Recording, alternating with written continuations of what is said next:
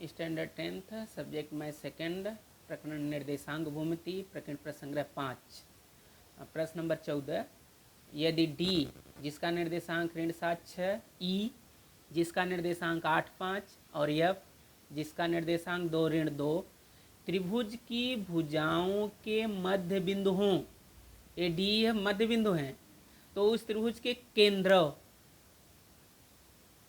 केंद्र बिंदु के निर्देशांक ज्ञात करो। केंद्र मतलब तीनों माध्यिकाएं जहां परस्पर प्रतिच्छेदित करती हैं, मीन्स काटती हैं।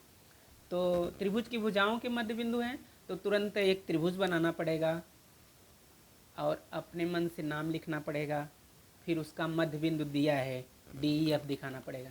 तो देखिए एक त्रिभुज बनाया, उसका नाम ए बी सी लिख दिया और ये डी मध्य बिंदु, फिर ये ई मध्य बिंदु और ये एफ मध्य बिंदु एफ। तो उस त्रिभुज के केंद्र बिंदु के निर्देशांक ज्ञात करो। तो पहले तो ये मालूम नहीं है ए का निर्देशांक बी का और सी का, तो इसी को मान लेंगे कि माना ए का निर्देशांक x1 y1, बिंदु बी का निर्देशांक x2 y2, बिंदु सी का निर्देशांक x3 y3 है। तो अब देखिए बी सी का मध्य बिंदु डी है और डी का निर्देशांक दिया है ऋण 7 6। तो इसको ये मध्य बिंदु है, तो मध्य बिंदु को आप एक्स वाई मानते हैं निर्देशांक को। तो अब देखिए ये वाले जो बी सी का मध्य बिंदु डी है, इसको ये तो आपने लिख लिया, माना त्रिभुज ए बी सी में शीर्ष बिंदु ए का निर्देशांक x1 y1, बी का x2 y2 और सी का x3 y3 है। जो ये बी सी का मध्य बिंदु डी है, देखिए यहाँ इसको उतार लिया, ये तो माने हैं, ये भी माने हैं और ये प्रश्न में दिया है। तो इसको x1 y1, इसको x2 y2, इसको xy। तो माना भुजा बी सी का मध्य बिंदु डी है, तो मध्य बिंदु के सूत्र से ये मध्य बिंदु का सूत्र लिखा, x का मान यहाँ ऋण 7 दिया है और x1 की जगह x2 लिखना है, धन x2 की जगह x3 बटे 2। 2 का ऋण 7 में तिर्यक गुणा हुआ, तो 7 दूनी 14 ऋण 14, x2 धन x3 ऋण 14। इसको सीधा करके लिख दिया, राइट का लेफ्ट में, लेफ्ट का राइट में। जब पूरा पूरा पद चेंज होता है तो चिन्ह नहीं बदलता। ये कथन नंबर 1 हुआ। ऐसे इधर y बराबर y1 धन y2 बटे 2, या y का मान 6, y1 की जगह y2 और y2 की जगह क्या लिखना है y3 बटे 2। क्योंकि आप ये जो है माने हो, ये माने हैं यानी सूत्र के लिए माने हैं, तो उसके बदले में वही लिखेंगे। तो 2 का 6 में तिर्यक गुणा 12, इधर ऊपर y2 धन y3 बचा, सीधा करके लिख लिया 12 y2 धन y3 बराबर 12। एक कथन नंबर 2 हुआ। अब ठीक ऐसे ही इसका निकालेंगे ए सी का। तो ए सी के मध्य बिंदु ई का निर्देशांक क्या 8 5 दिया है, 8 5। तो देखो इसको हम अलग से यहाँ बना लिए या और निर्देशांक भी लिख दिया। इसको x1 y1 माना, इसको xy, इसको x2 y2। फिर वैसे ही माना भुजा AC का मध्य बिंदु ई है, तो मध्य बिंदु के सूत्र से यह सूत्र लिख दिया। x की वैल्यू देखे 8 है, x1 की जगह x1 धन x2 की जगह x3 बटे 2 और ये y की जगह 5 और y1 की जगह y1 ही धन y2 की जगह y3 बटे 2। x की वैल्यू या 8 है और y की 5 है, तिर्यक गुणा 8 दूनी, इसका तिर्यक गुणा 8 दूनी 16। ऊपर का जैसे है वैसे ही है। इसके बाद सीधा करके लिख दिया। कथन नंबर 3 हुआ।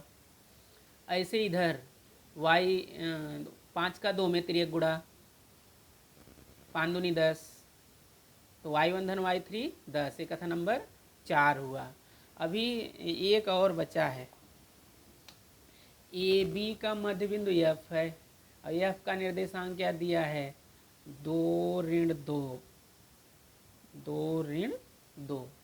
तो इसको ये आकृति इतनी या अलग से फिर से बना लिया, और बी का जो है x2 y2 और एफ को तो एक्स वाई माना, ये x1 y1, अरे ए को x1 y1, बी को x2 y2, वो तो दिया है। तो माना भुजा ए बी का मध्य बिंदु एफ है, मध्य बिंदु के सूत्र से x बराबर x1 धन x2 बटे 2, y बराबर y1 धन y2 बटे 2।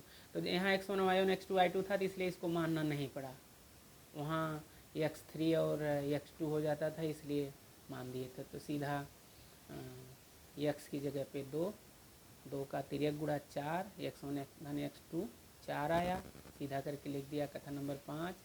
यहाँ देखिए y की वैल्यू ऋण 2, ये y1 y2 है ही, 2 का ऋण 2 में तिर्यक गुणा ऋण 4, तो y1 धन y2 बराबर ऋण 4, ये कथन नंबर 6 हुआ। तो अब जो x वाला है उसको एक साथ जोड़ेंगे। x वाला देखिए कथन नंबर 1, x1 धन x2 बराबर ऋण 14, फिर तीसरे नंबर वाला x1 धन x3 बराबर 16, फिर पाँचवें नंबर वाला x1 धन x2 बराबर 4। तो इन वही लिखा है 1, 3 तथा 5 को जोड़ने पे, यानी लेफ्ट को लेफ्ट में जोड़ देंगे और राइट को राइट में। जैसे देखिए इसका लेफ्ट x1 धन x3 और इसका लेफ्ट x1 धन x2 और फर्स्ट वाले का x2 धन x3, पूरा लेफ्ट वाले के बीच में धन लगा दिया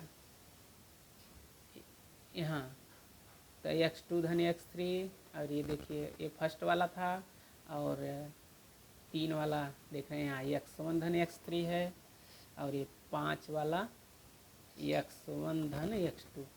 अब जब वो जुड़ गया तो बराबर लगा के अब राइट वाले में देखिए यहाँ ऋण 14 धन 16 धन 4, या ऋण 14 धन 16 धन 4।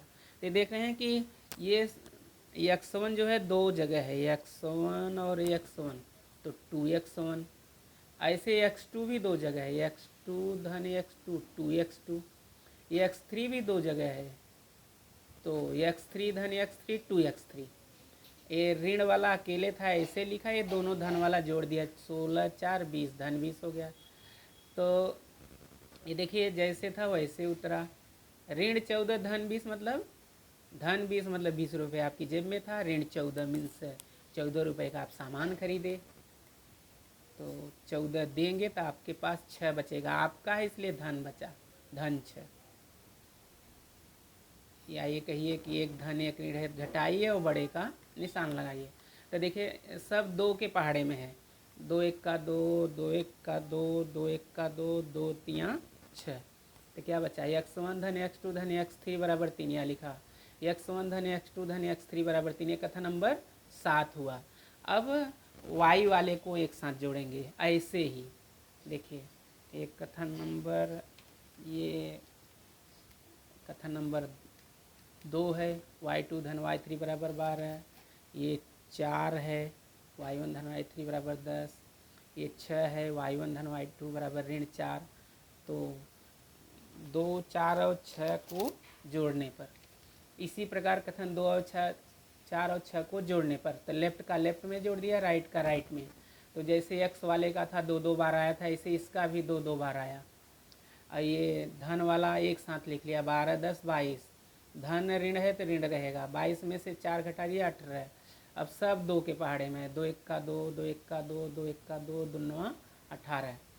तो y1 धन y2 धन y3 बराबर 9, ये कथन नंबर 8 हो गया। तो अब प्रश्न में फिर से चलते हैं, उस त्रिभुज के केंद्र और बिंदु के निर्देशांक, केंद्र मतलब माध्यिकाओं को मिलाइए। देखिए माध्यिका AD, माध्यिका B, माध्यिका CF, ये तो तीनों माध्यिकाएं देख रहे हैं यहाँ एक दूसरे को काट रही, यही उसको जी से दिखाते हैं और वही केंद्रव है। तो केंद्रव बिंदु का निर्देशांक पूछा है तो इसको मान लेंगे कि माना केंद्रव बिंदु का निर्देशांक एक्स वाई है। तब केंद्रों का सूत्र आपको पता है, x बराबर x1 धन x2 धन x3 बटे 3 और y बराबर y1 धन y2 धन y3 बटे 3। तो एक केंद्र बिंदु के निर्देशांक आ जाएंगे। तो देखिए माना बिंदु जी एक्स केंद्र त्रिभुज का केंद्र बिंदु है केंद्रों के सूत्र से। तो x बराबर या x1 x2 x3 आप 7 में निकाले, उसका मान 3 आया कथन 7 से, और नीचे 3 है, 3 1 का 3, और y बराबर y1 धन y2 धन y3 बटे 3। तो y इसका मान यह अभी आपने निकाला 9, ये ऊपर वाले का मान 9, कहाँ से 8 से, नीचे 3 है, 3 त्रिक का 9। तो केंद्र जी बिंदु जी का निर्देशांक x y, x का मान 1 और y का मान 3। तो त्रिभुज के केंद्र बिंदु का निर्देशांक 1 3 है।